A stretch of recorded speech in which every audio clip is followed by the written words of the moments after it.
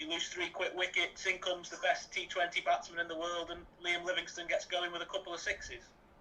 Yeah, it's not bad, is it, when you actually when you put it like that? I think that the biggest thing, and we've spoken about it for a period of time now, is that strength in depth of the squad. You've seen it many times with people coming in and performing, and also Morgs has spoken about the people that are in place and backing those people that are in place of their spots and their positions, because it's if you're coming into a side and or if you're in a side and you're not sure if you're playing the next game, it can add some anxieties to it. But with the way that Morgs has gone about it, if you're playing and you're in possession, he'll give you a proper crack. Just personally, do you set targets? You've got 11 one-day hundreds for England. I think only 3 players have got more.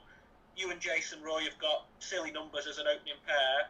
Is there anything you've got your sights set on? Well, naturally, you'd like to have the most ODI hundreds for England. Yeah, I'm happy. I think that's the biggest thing since opening the batting. Like you say, I think I've got 11, and I think I've opened only 56, 57 times. So, yeah, I'm happy with those figures. But those figures mean nothing if you don't keep converting them in the future. So, look, I'm happy with how I'm playing my cricket at the moment, and I'm really enjoying it. Just lastly, you've had a long winter. Obviously, you did manage to get a little break at home. There's the IPL coming up soon. That's a long tournament, can be quite grueling. Have you got plenty in the tank for that?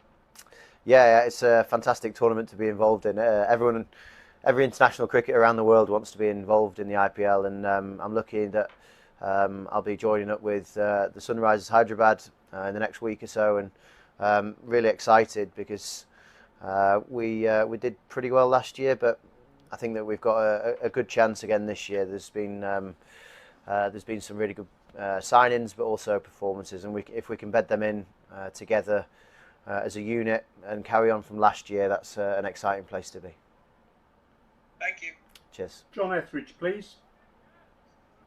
Jonny, hello.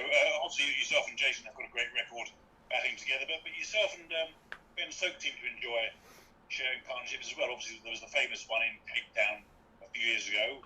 Can you sort of explain how you sort of feed off each other?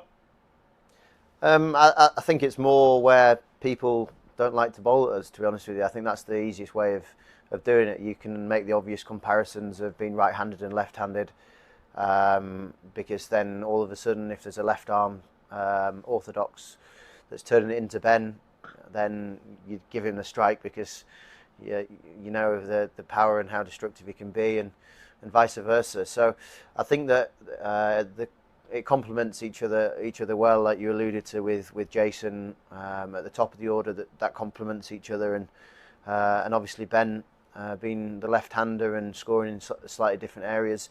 If you're making the bowler think all the time as to where they're needing to deliver the ball, then it's a good place to be. There was a spell there when pretty much every ball did go for 6. Is that how it felt out in the middle? Yeah, I got told a couple of stats at the back end of the game. Well, after the game, to be honest with you, and I didn't realise that it was like that. That 5 overs, I think, that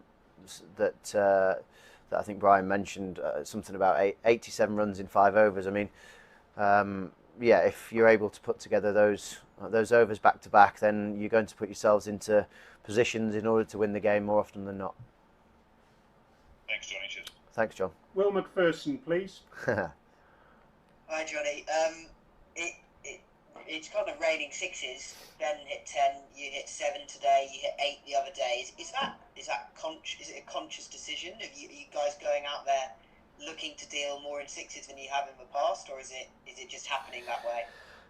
To be honest, I think it's just happening that way. There hasn't been a conversation saying we must hit more sixes, but I think if you look at where the game is going around the world, whether that be in T20 or 50 over cricket, the team that hits the most boundaries generally wins the game. And if you're hitting boundaries that are going for 6 rather than 4, then the numbers are going to stack up slightly more. I think there was 26s that we hit today. Now, that's an extraordinary number. in one game, but it's been, I don't know how many we hit the previous game, but I think that if we can keep hitting boundaries, keep putting bowlers under pressure, that if they do miss their lengths, then they potentially could go for 6. Look, the execution won't happen every single time and people will get out doing it. But everybody in the dressing room is backing that person out in the middle, that if they want to hit the ball for 6, they believe that they believe in everyone's ability out in the middle to hit that ball for 6, and that's a good place to be if you've got everyone in the dressing rooms backing when you're out in the middle. This ODI batting unit has done some pretty extraordinary things. You scored 480 against Australia. You've had some amazing chases like today. Does it?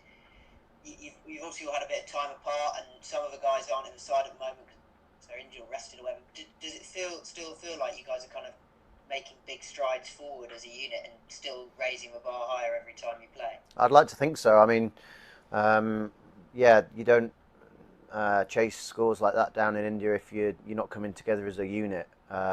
Similarly with the bowling, I thought like Toppers to start the way he did, the guys to start in the power play the way they did, and to see different people in the side and in the squad coming in and doing so well is a great place to be, because look, we don't know about injuries down the line, do you? You don't know about injuries, and if you've got people that are raring to go and have got games underneath their belt, given any opportunity to come in, then like I say, you have a lot of confidence within the squad.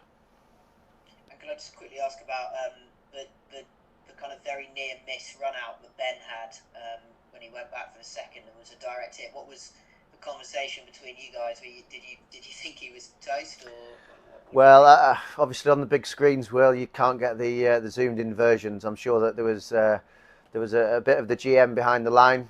However, if he was out in that moment, my gosh, I think he'd have been kicking himself. I mean, yeah, to potentially get run out like that when he was playing so well was interesting, shall we say? And I'm not sure I can name the exact words that would have been used.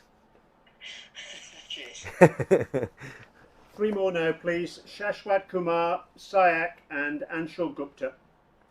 Shashwat, please. Good evening, Jonny. Congratulations on an excellent batting display, perhaps the best I've seen in the past couple of years.